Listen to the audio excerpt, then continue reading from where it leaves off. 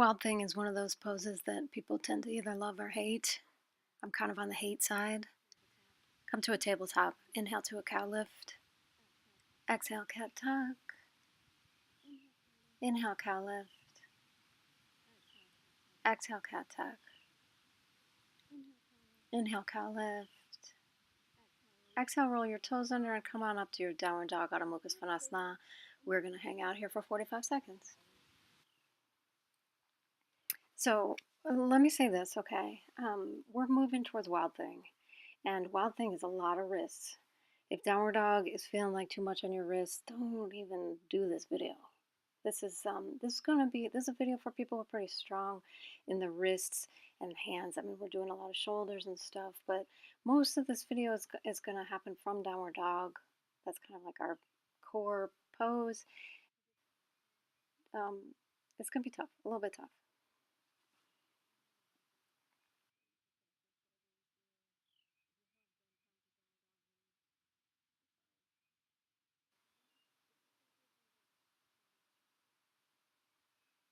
All right, pick up your right leg. We're going to do some downward dog split thingies where you tuck your knee to your nose. Inhale it back up. Exhale it to your left elbow across your body. Inhale it up. Exhale to your right elbow. Inhale up. This is core work here. Exhale to your nose. Inhale it up. Exhale to your left elbow. Inhale it up. Exhale to your right elbow. Inhale it up. Exhale to your nose.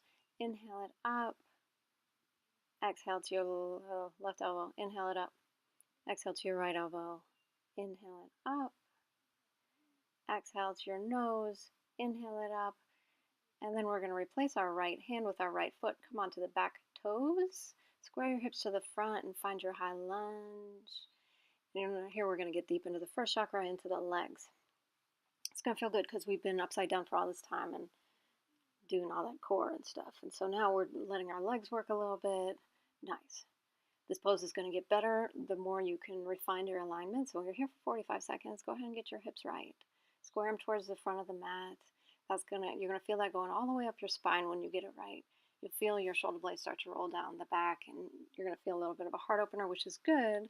High lunge is a heart opener, and Wild Thing is definitely a heart opener. So we're just getting ourselves ready. Also come into the breath, obviously. Good. Now come down, and we're gonna go into the twisting lunge. You're gonna pick up I guess that's your right hand. You're going to have your abdomen kind of pointed towards your thigh. Coming into this twisting lunge, and then here you start to feel this wrist that we're going to have going on for the next few poses as we move towards Wild Thing. I want you to be careful here. I want you to spread apart your fingers, really press down through your knuckles, find a good hand, lift out of your wrist. We do, like in this kind of yoga, we're doing a lot of wrist stuff, as I've said, but the better you can get the bones of your whole arm aligned, the more you're going to take pressure off your wrist. So getting your shoulders right and stuff. All right, here we go. Stepping back to the side plank, Vashisthasana. Rearrange yourself. This is an extremely muscular pose, as you know. I'm kind of like rainbowing my hips up here. That helps me.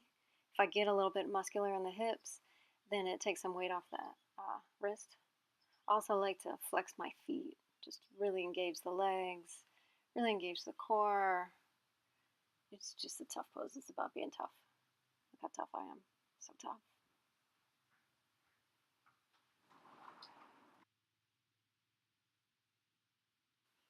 All right, so I'm gonna move you from side plank into Wild Thing, which is not normally how we get there. See what I did? I picked up my top leg and I put it behind me. I've got the top leg is at 90 degrees and the bottom leg is straight out. And I'm rearranging everything because like how I landed was weird. I'm finding a good place on my wrist, on my foot, and on my other foot. Finding a good balance. So one interesting thing about yoga is that all yoga asanas are balances. They're all, like whether we're going to fall over or not, we're always balancing. This one is definitely a balance. And you can see just looking at me that I haven't quite nailed it, right? Like I'm not in pain, I'm not hurting, but I could do better. I could do better. I could get my hips up higher. I could balance better. Anyway, there I go. I'm coming back to downward dog. Adho Mukha Svanasana. Walking it out. Gonna be here for 45 seconds. So the purpose of practice is to go to these poses that we don't totally understand. Here I am just itching some mosquito bites and practice them. But the important thing to remember is that if you're going to a hard one like that, be gentle with your joints. Be really so gentle with your joints, because like getting injured is going to set your practice back, and that's not what you want. It's the opposite of what you want. So like I'm holding this stuff for 45 seconds, but you don't have to. You can just touch it and then come out, or whatever. All right, there goes my left leg up. Left leg, downward dog splits. Exhale that knee to your nose. Inhale it up. Exhale to your, it looks like my left elbow. Inhale up. Exhale across your body to your right elbow. Inhale up. Exhale to your nose. Inhale up. Exhale to your left elbow. Inhale up. Doesn't matter which elbow, you know that, right? Exhale across your body, right elbow. I mean, we're taking turns with them, but it doesn't matter which you hit. There's the nose. Inhale up. Exhale to your left elbow. Inhale up. Exhale to your right elbow. Inhale up. Exhale to your nose, and then we're stepping that foot forward and replacing the left hand with the left foot. Coming down to the toes on that back foot, picking your back heel up off the ground. High lunge. So, as we experienced a second ago in the Wild Thing, big heart opener, right? And it's not, that pose is not dissimilar to this pose. This is obviously working your legs a ton, but what we want to do with the heart in Wild Thing is similar to this. We're rolling the shoulder blades back and down the back and getting like a big old heart opener. Like here I'm grabbing my hands behind me and rolling my shoulder blades back and down the back. That's just demonstrating, right? Do you see how I'm sort of doing a bridge pose with the top of my body there? That's heart opening. That's what we're looking for. All right, and then we're coming into that twisting lunge. Looks like that's my right hand on the ground. Left hand comes up. Twisting, pretty muscular here. It is a twist, but it's not as passive as most of the twists that we do. Working here a little bit, and you know, it's a good place to get your wrist right. It's a good place to get your hand and your wrist right, because you still have that foot, both feet actually helping you out, and so you can move it around, shift it, find a good spot for your wrist. Trying to line up my shoulder with my other shoulder, with my wrist with my other wrist. Get that alignment really good. That's going to protect everything. And then shuffle on back, Vashisthasana, side plank. Here you can really see me rainbowing my hips up. That's not necessary. For me, it feels better. For me, it feels better to turn on all those muscles and kind of lift out of the wrist a little bit. I also like to flex my feet in side plank. Make sure you're still breathing.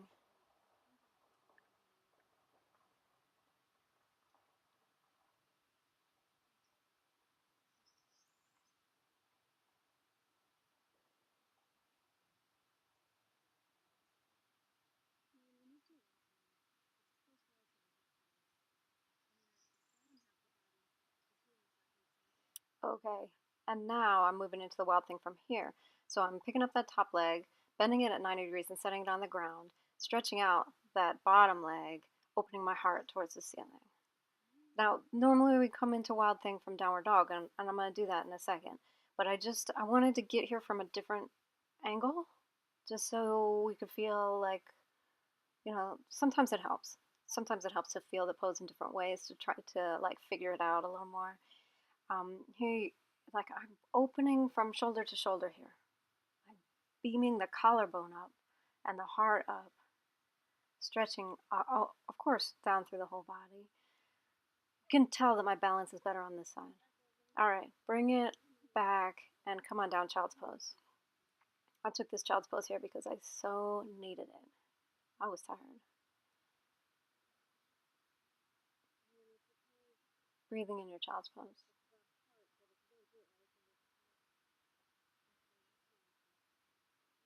In the process of filming this video, I got 1 million bug bites. It was totally worth it though. It's a nice little workout. It's 14 minutes. It's nice. I mean, you got to be kind of strong to do it, but it feels like you did something. For me, anyway.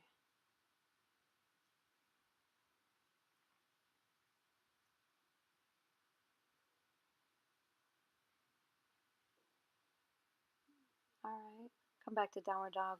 And I'm taking my right leg up. I'm letting it fall behind me, and I'm coming into this downward dog twist.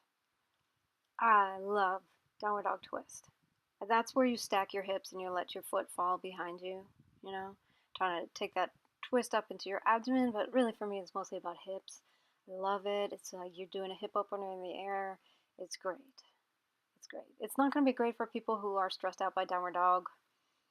Uh, but if you're not stressed out by downward dog, this is such a nice pose. And if you are stressed out by downward dog, don't worry. You just have to practice downward dog a whole bunch more. That feeling goes away.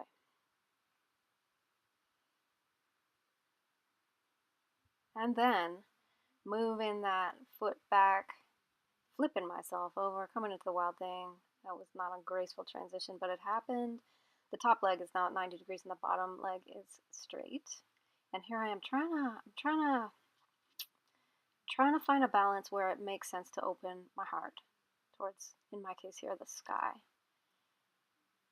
And you see me shifting various limbs around, looking for that balance, looking for the place where it feels like I've got a tripod to hold my weight. I'm not just putting my weight in that wrist. Because if I can get a good balance, you can see that the gravity is going to open up the heart. You can totally see it. All right, flipping it back up, coming to downward dog, picking up the left leg, coming to the downward dog twist. Often when I'm teaching, I'll do the downward dog twist and then I'll tell people that they can go into wild thing if they want to. And a lot of people will. But I'm always, I'm often wishing they would stay here. This is such a nice hip opener. I just love this pose. I love it. I'm not knocking wild thing. Wild thing's nice. But it's so nice right here.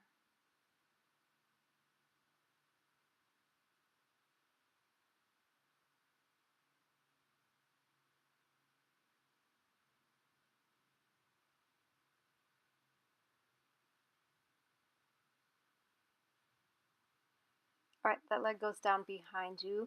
You're bending the front knee to 90. No, wait. You're bending the back knee to 90 degrees. The front leg is straight. Yeah. Opening your heart, wild thing. Yeah. Looks better on this side. Oh, I think I have achieved a better balance between my limbs here. Opening the heart. Really just thinking about where the weight is. How much of it is in that wrist? How much of it is in that back foot? How much is in the front foot? When I do this again, I know that I'm going to try and get more weight in the straight leg, the leg that's straight. I can see that that's not holding too much of my weight, and that would help. Might also help to change the angle of my wrist. It's not perfect, but it felt okay, so I must say it's all right. And now we're going to a child's pose. Flip back over, come down to a child's pose. Yeah. And breathe.